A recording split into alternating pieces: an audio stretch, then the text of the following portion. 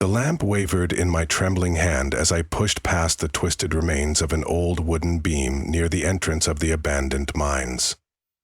I had come alone against all reason, against the warnings scratched into the entrance stones and repeated in hushed bard tales, driven by a terrible curiosity that whispered to me every night.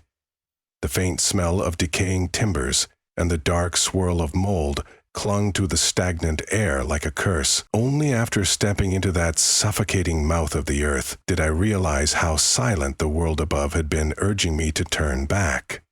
Yet I pressed on, with each step echoing hollowly in the corridor, the ground a graveyard of rusted pickaxes and rotted tracks that told of men who once struggled against the weight of the mountain. I recalled overhearing old legends of this place, how an entire shift of miners disappeared in a single evening without a trace. Neighbors up the road claimed they sometimes saw the flicker of lights in the tunnels at night, or heard the eerie resonance of chanting that swelled through the wind. No one dared approach. Many insisted the mine was sealed for safety reasons long ago, but their eyes betrayed deeper unease.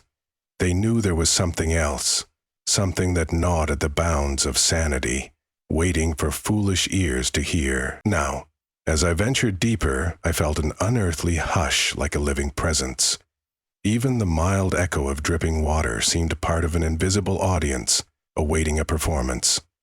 As I moved forward, the panels of my lamp illuminated the ancient rock walls, coated in glimmering deposits. Their faint reflections reminded me of lost souls, their light ephemeral, vanishing as quickly as it formed. Ahead, the main shaft descended sharply, held up by a few beams sagging under the pressure of centuries. Something about the air changed beyond that threshold, growing colder and heavier. My breath felt tight in my chest, as though an unseen hand pressed against my lungs. I paused, half tempted to abandon this foolhardy quest, yet the faint allure of discovering the mine's secrets tugged at me with otherworldly strength, and I followed that calling further into the choking darkness. The next chamber was monstrous, wider than I had expected from the cramped entrance. Columns of stone soared overhead, carved out by pickaxes, decades if not centuries before. Rusted mining carts lay toppled on their sides as though abandoned in a hurry, and dusty lanterns were scattered around them. Some still hung from hooks in the walls, their glass cracked or missing entirely, empty frames that once contained lights to ward off gloom. I tested my voice, murmuring a tentative call to see if the rumors of ghostly echoes might be real. Estrada answered, with a stunted repetition that made my skin crawl. So many corners for the sound to hide within, so many places for dread to coil among the shadows. It was there that I caught it for the first time, a low hum rising from far below the main floor of the chamber. At first, I thought it was merely a trick of the wind or the rumble of the earth settling, but the hum held a pattern, a rhythmic cadence too deliberate to be mere natural. I felt it resonate in my bones, pulsing dully as if matching the beat of a colossal buried heart. Anxiety chased its way through my veins. I forced my steps forward, determined to follow. Each footfall kicked up a swirl of dust, revealing footprints in the soil. Some were mine, but others, half filled with debris, spoke of numerous uneasy travelers before me.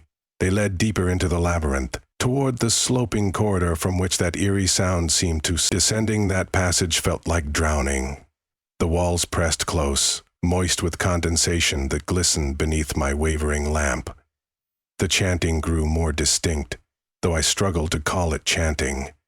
It was more a rasping collection of murmurs layered upon one another, half moan, half prayer, arranged in an unholy litany. The volume rose with every yard. What struck me most was the sense of absence, like a vacuum around that noise. No scurrying rodents, no skittering of insects, not even the drip of water. It was as though the presence behind that chant devoured everything else. My mind began to race with questions.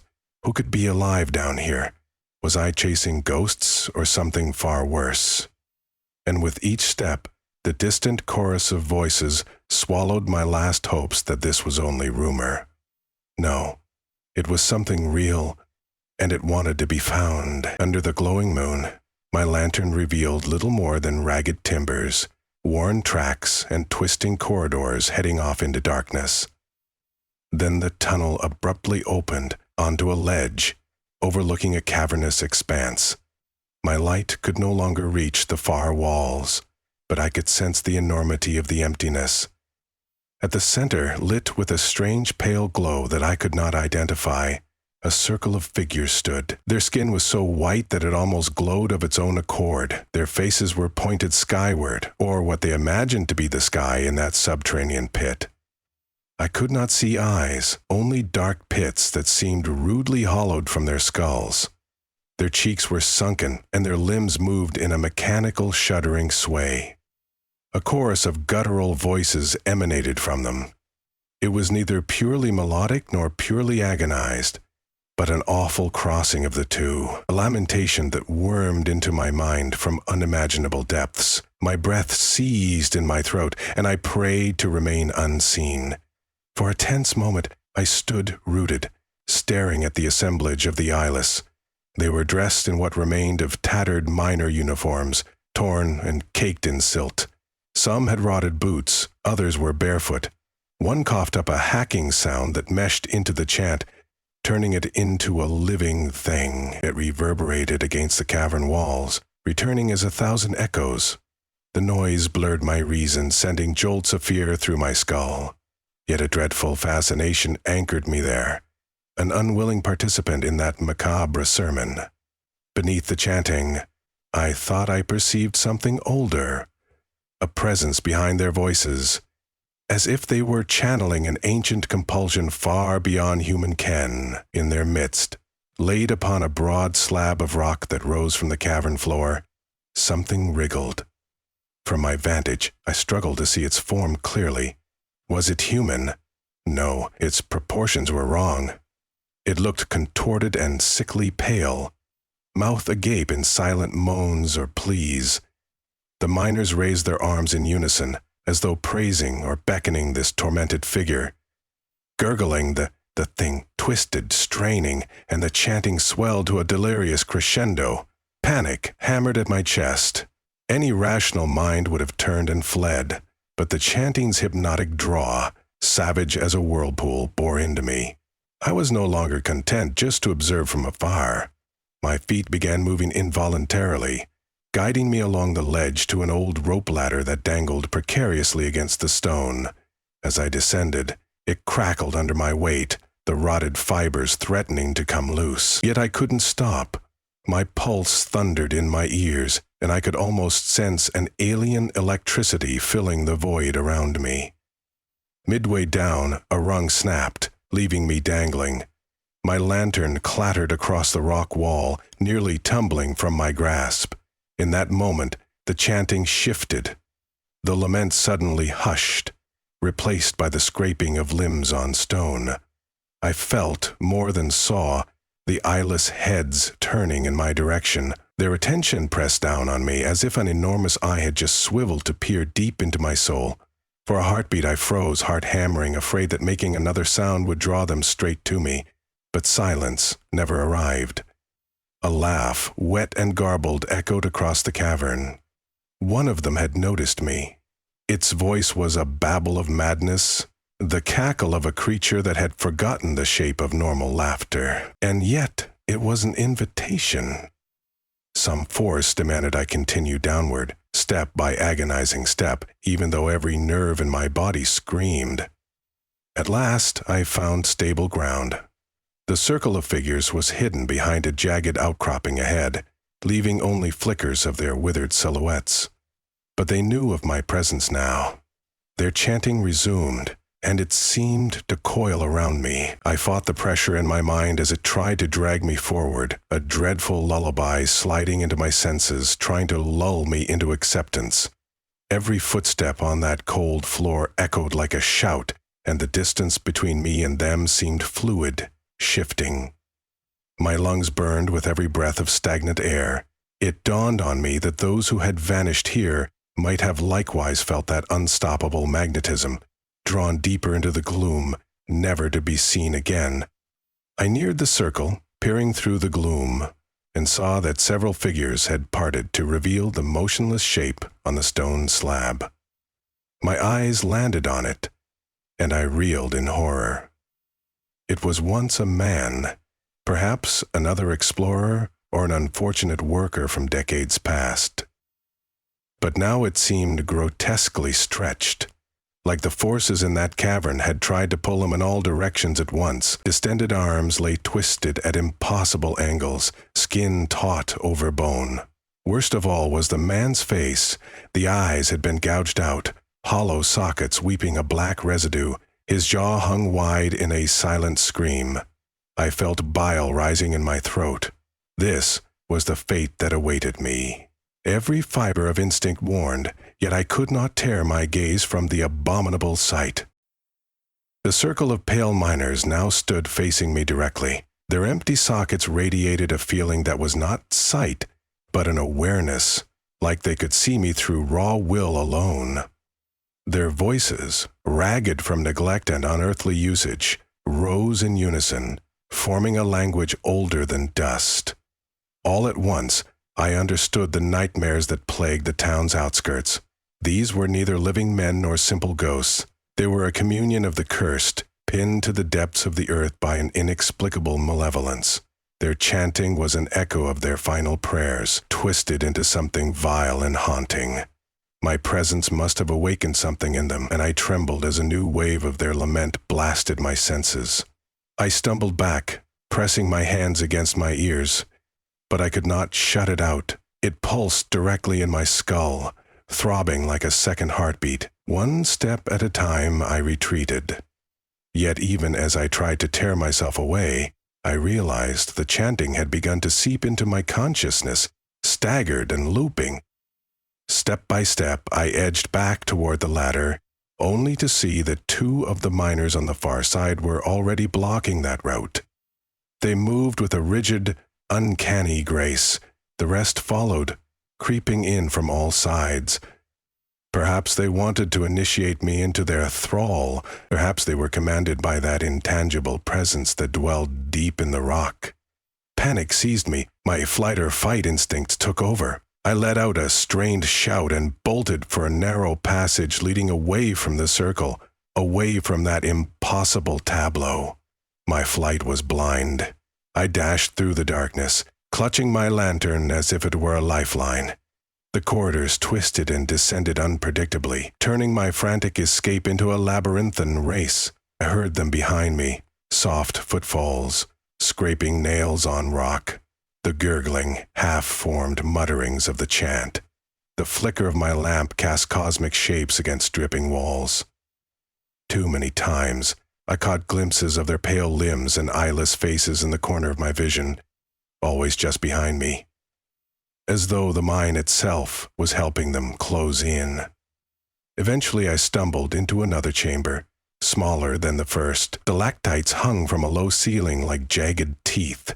The ground was littered with lumps of old clothing and abandoned gear, remnants of those who had come before me, warped helmets, bent pickaxes, even stale bedrolls. A few skeletons nestled among them, their rib cages wrenched open as if something inside had crawled out.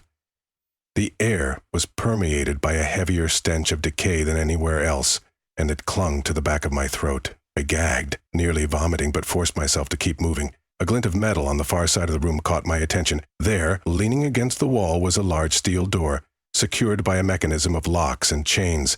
Could it be an exit, some hidden shaft to the surface? God, I hoped so. But each step toward it felt burdened by an unseen weight.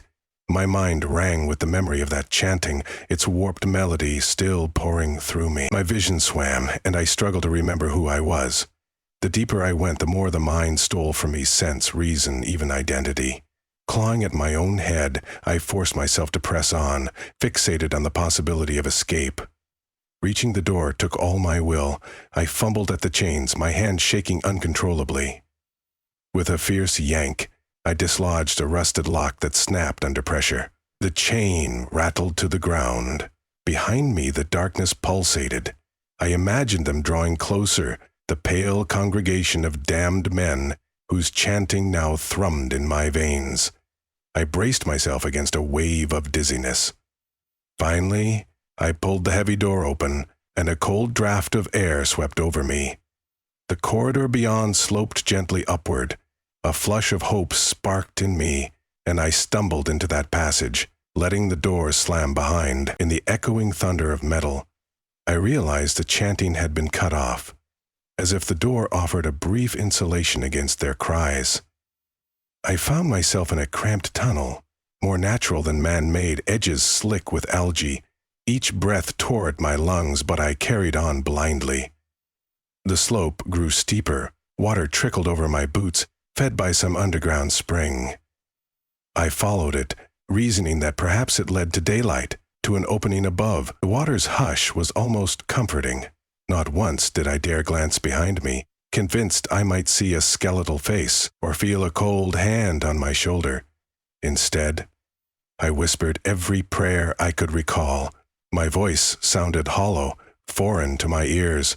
My head pounded with the memory of that monstrous refrain, and I repeated the words of some half-remembered lullaby from childhood to drown it out.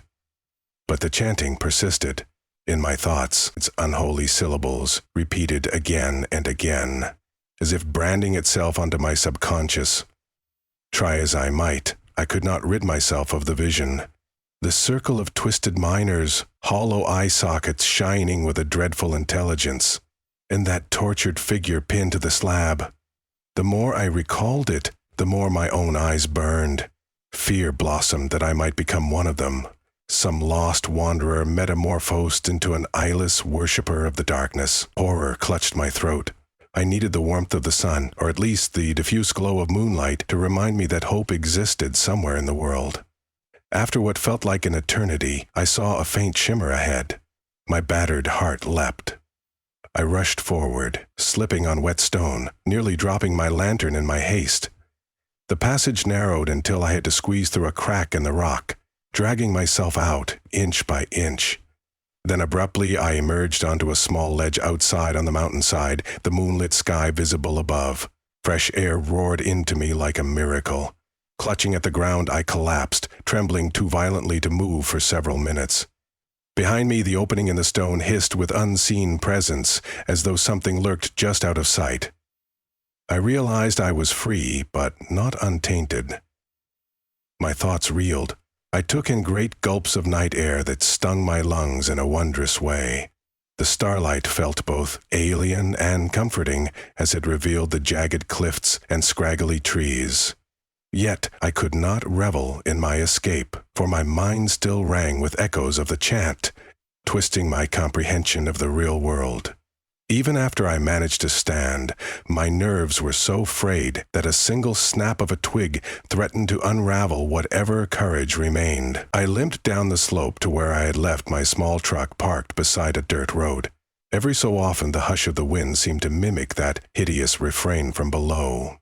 Days turned to weeks after that nightmare night, yet I could not shake the sense that the chanting never fully left me. I found it creeping into my dreams, forging them into pathways of bleak corridors and shadowy forms. Sometimes I would wake in a cold sweat, the sheets tangled, my heart hammering, and in the distance, I believed I could still hear them calling. Their lament had infected me, unlocking some primal door in my psyche. Stricken by guilt and horror, I wanted to spread the warning to everyone, to tell them this mine was more than a threat. It was a living pit, a monstrous maw swallowing all who ventured too close. I did try to speak of what happened. My story was greeted with pitying looks or terrified avoidance. The old folks who had whispered about the cursed tunnels would bless themselves and refuse to hear more. Some acquaintances persuaded me to check into a hospital for psychological evaluation, sure that I must be traumatized. Perhaps they were right. Yet the memory was too real, the chanting too certain in my thoughts to be mere delusion. If any part of me doubted, I had only to remember the stench of rotting gear, the echoing corridors, and the hush that enveloped the living as soon as the chant began. My nights dissolved into a feverish mania, where I heard the faint moan of those pale beings, calling me back to their subterranean temple. I struggled against the maddening pull. Sometimes I locked myself in my bedroom to resist the compulsion to return. The air charged with the leftover static of their voices. Even the landscape felt foreign now, as though the gloom beneath my feet had swallowed my sense of safety. I refused to travel alone after dusk, convinced I saw shapes at the periphery of my vision. Shapes that hovered, half-formed, waiting for me to betray a moment's weakness. My dreams were ruled by them, a flicker of eternal chanting that had latched onto my soul. Whenever I closed my eyes, I returned to that circle of cursed miners swaying in darkness. There are moments when I consider the possibility that the entire experience was a nightmare conjured by a gullible mind. But one look at the battered lamp in my garage, still scratched from the rock walls, or the bruises stamped across my bones, reminds me otherwise. I know the chanting is real, that something monstrous stirs in those tunnels. The phrase "cursed miner's lament" haunts my every waking breath. Each time I attempt to piece together some rational explanation, I recall the twisted figure on that altar and the raw, eyeless faces leaning into their worship. Reason has no hold in that place. Sometimes, late in the evening, I stand at the edge of my bedroom window, staring across fields toward the black silhouette of the mountain. In storms, lightning will briefly illuminate its jagged edges, and I see rising plumes of energy that may well be illusions. Yet I can't escape the chill creeping up my spine some nights. I imagine I hear the faint echoes carried by the wind. They seep under my door, through the cracks in the walls, lodging themselves in my ears until I can no longer tell if the chanting is external or pulsing from within. My mind conjures images of pale hands clawing at barricades, their owners eager to drag me back to a place where my eyes would be stripped away, leaving me as a forever chanting wraith in the darkness. It is not an existence one can share with another. No friend or confidant can truly stand in the glow of that horror without succumbing to dread themselves. So I remain isolated, drifting between reluctant acceptance and blazing terror.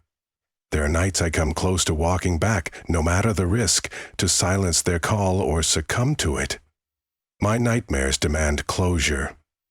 But I know that path leads only to the circle of chanting, to the rotted slabs of rock where souls are undone. Whether I succumb tomorrow or in 50 years is not the question.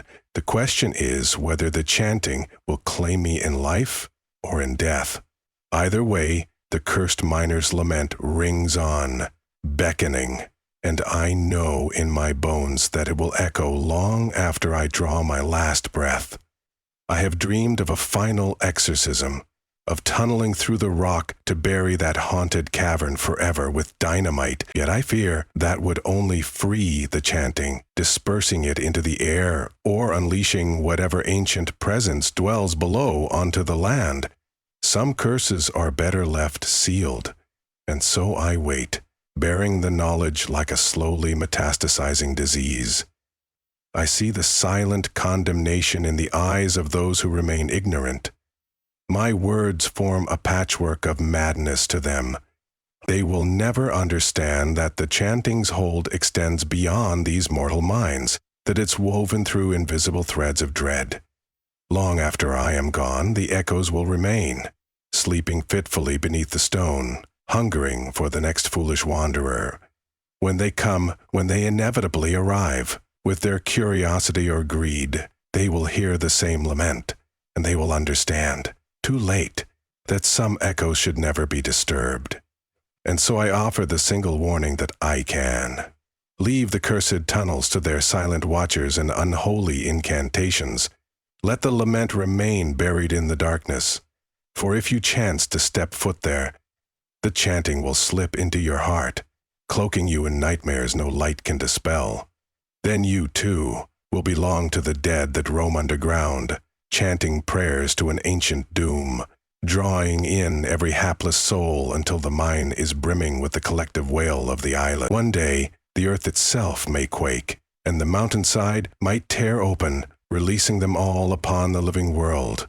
Until then, that chant drifts on, deeper than memory, older than reason, an inescapable call from the damp, unholy halls below the surface, and with every breath, I hear it beckoning. I cannot unhear it. I cannot unsee their pale, hollow faces raised in eternal worship. I can only pray that no other living being will ever discover the same song, that this monstrous lament will die with me. Yet the echoes persist, in nights both quiet and storm-ridden, gnawing at the threads of sanity, and, each time I shut my eyes, the chanting roars once more, a siren in the deep calling me home.